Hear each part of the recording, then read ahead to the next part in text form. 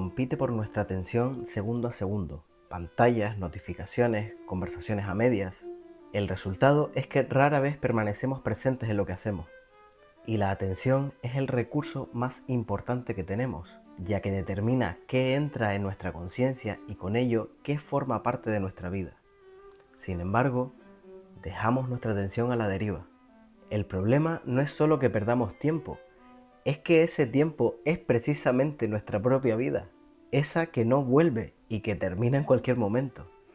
Cuidar la atención es por tanto un acto de libertad, y restaurarla y entrenarla no es un lujo, sino una necesidad vital, porque solo quien decide dónde poner su atención está al mando de su propia vida. Así que después de esta introducción ligerita, vamos al asunto. No, pero es que es verdad, yo lo veo todo el rato en el hospital y es durísimo cuando te dicen literalmente, es que se me ha ido la vida sin darme cuenta. Eso para mí ha supuesto un gran estímulo para realmente buscar cosas con significado, en las que invertir mi vida, y mi conclusión principal es que hay que aprender a controlar la atención. Así que venga, ahora sí. Hemos hablado del sistema de predicción, de la diferencia entre estímulo y percepción, y de la música como un espacio que vincula nuestra percepción a la física mediante las fuerzas musicales. Hoy vamos a añadir a la fiesta los conceptos de atención y estrés. Y al final veremos qué papel juega la música en todo esto, presentándoles mi propuesta. En neurociencia, el sistema de atención se divide en dos partes. La atención voluntaria o dirigida, aquella que enfocamos deliberadamente en una tarea o un estímulo que elegimos, y la atención involuntaria o capturada, aquella que se activa automáticamente ante estímulos llamativos o inesperados. Ambos sistemas funcionan mediante inhibición de otros estímulos, es decir, no podemos concentrarnos más en algo, sino que inhibimos los otros estímulos, dejando así que la atención acumule sobre una misma cosa. Y esto tiene todo el sentido evolutivo, porque fijar demasiado la atención puede ser un peligro porque te desconecta del medio y de esa forma no puedes reconocer precozmente las amenazas. Por eso necesitas un mecanismo que haga un barrido constante de lo que pasa alrededor y sea ágil procesando esta enorme cantidad de estímulos. Como puedes deducir, este mecanismo consume muchos recursos energéticos. Por eso el cerebro nos manda esa sensación de malestar que todos sentimos para que paremos una actividad, como cuando te pido que hagas una operación matemática mental, que después de un poquito empezando o incluso antes de empezar, notamos esa sensación física de malestar que nos pide que paremos. Bien, veamos ahora qué es el estrés. El término estrés es fruto de la investigación de Hans Selye y lo popularizó definitivamente en 1956 con su libro The Stress of Life. Allí describía un síndrome general de adaptación a agentes nocivos y adoptó la palabra estrés de la física. Igual que un material bajo carga se deforma, el organismo, bajo demandas prolongadas, también se deforma, fisiológica y emocionalmente.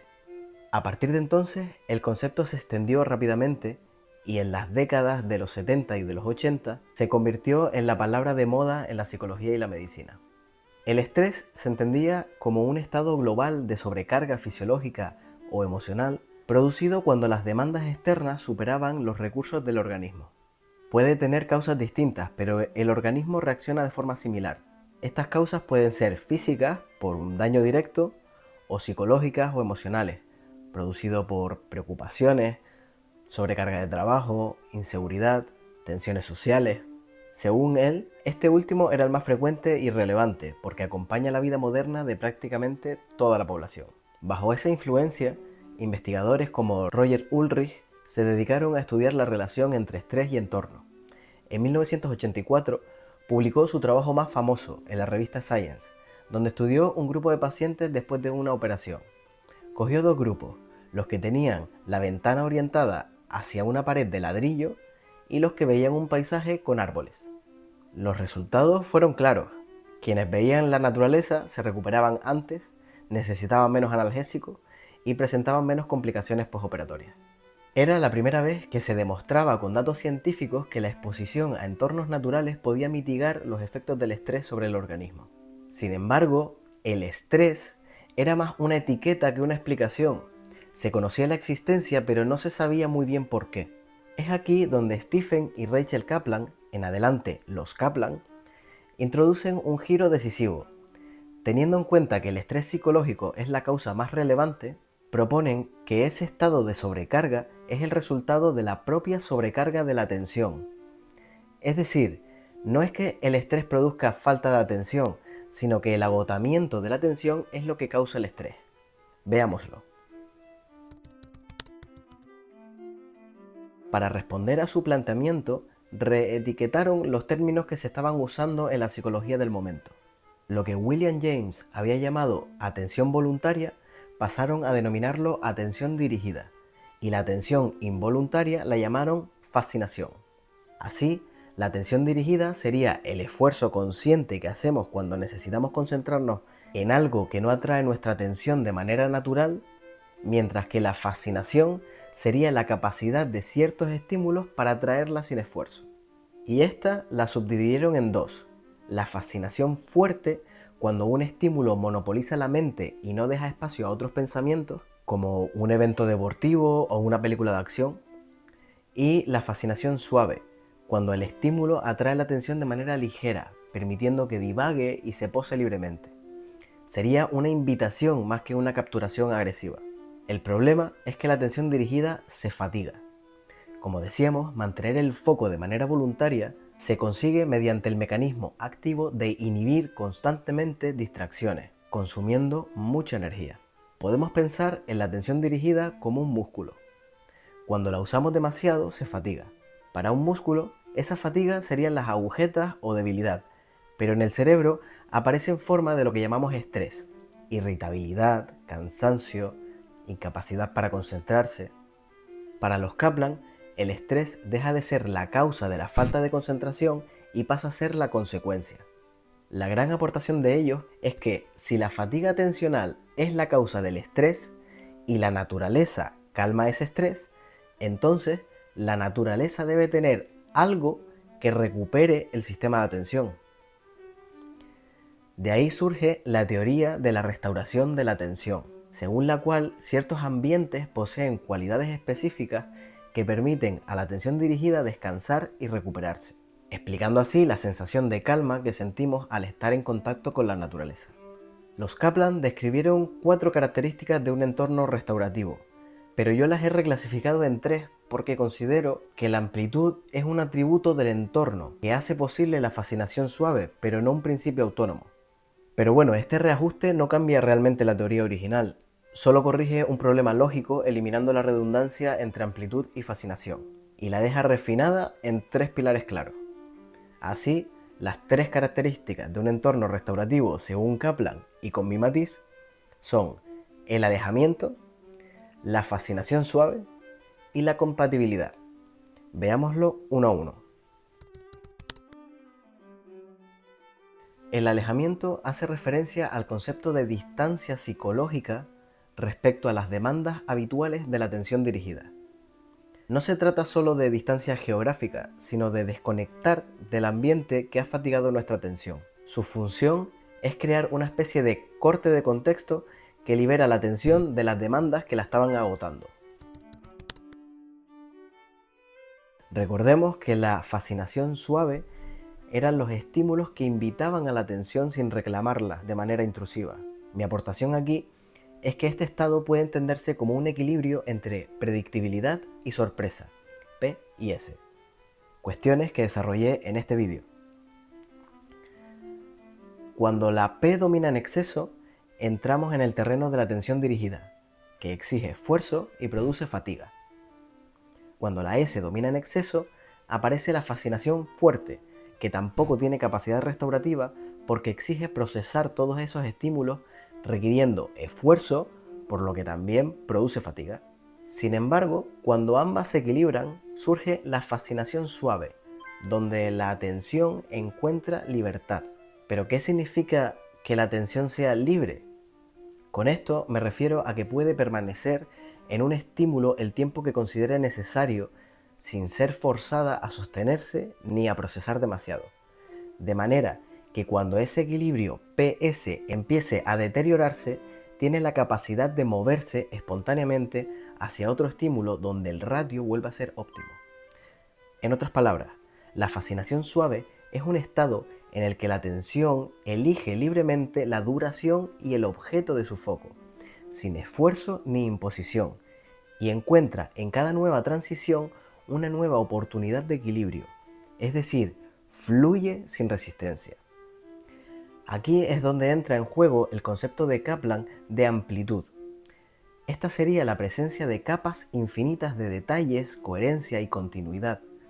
Así que un entorno tiene amplitud cuando ofrece infinitas combinaciones de PS, de modo que la atención puede saltar sin quedar encerrada ni aburrirse.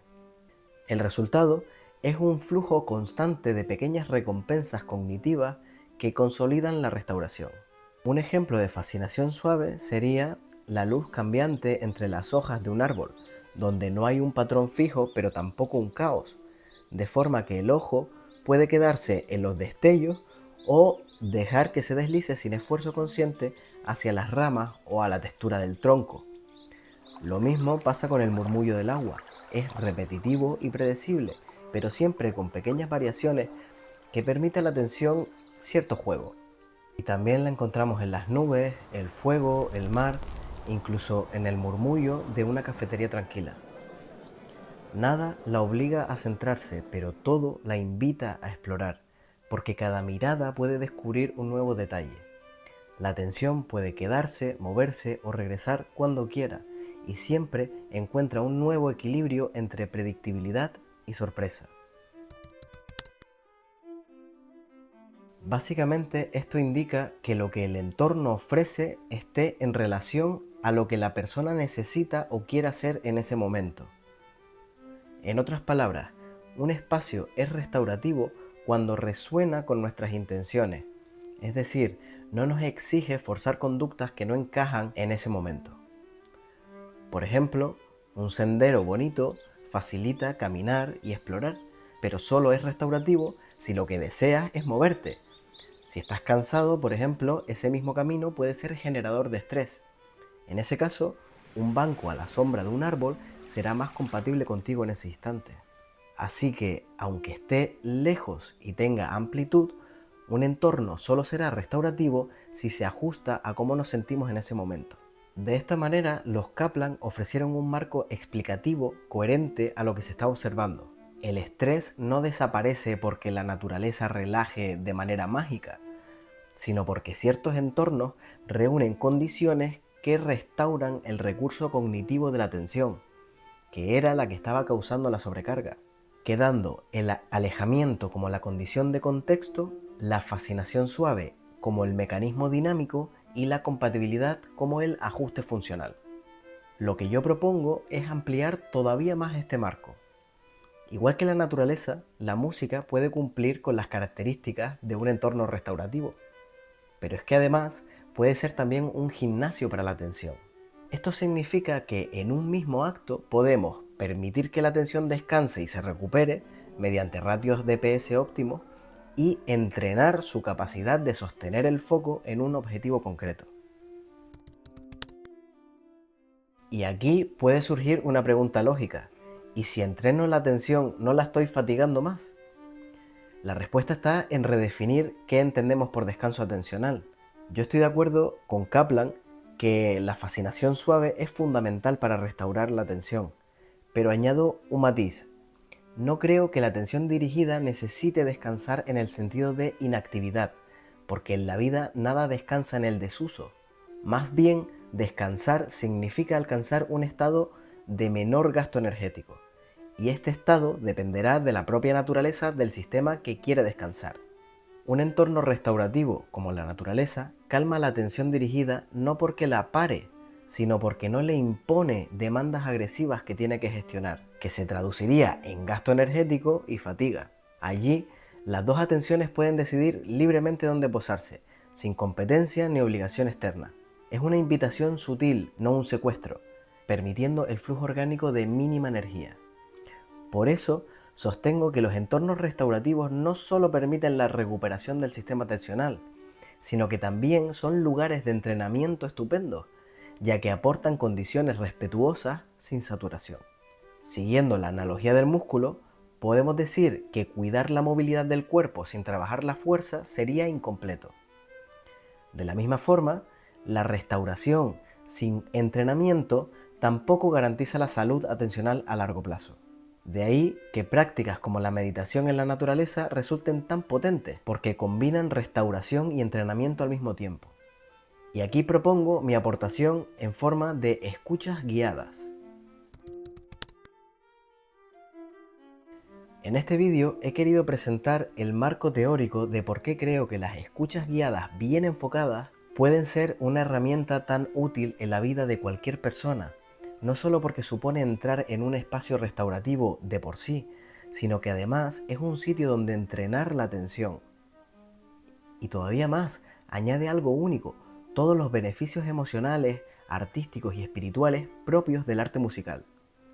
Si bien este método no tiene una evidencia demostrada, aún, que ya haremos estudios cuando seamos más por aquí, se asienta sobre 3 pilares que sí la tienen: los espacios restaurativos, el mindfulness y la musicoterapia. Y los combina en un solo método, de forma que además de estos beneficios demostrados, estaremos aprendiendo a apreciar unas obras maravillosas que te acompañarán en el camino durante toda tu vida. Y siempre les seguirás sacando algo nuevo porque todas ellas tienen amplitud, es decir, son infinitas. En un mundo que dispersa y fragmenta nuestra mente, entrenar y cuidar nuestra atención y la expresión artística no es solo cuestión de productividad o bienestar, es un ejercicio de libertad, porque al final la vida no es más que aquello que decidimos crear y aquello en donde ponemos nuestra atención. Aprovecha ahora para suscribirte, que es gratis y a mí me ayuda mucho, y nos vemos en el siguiente.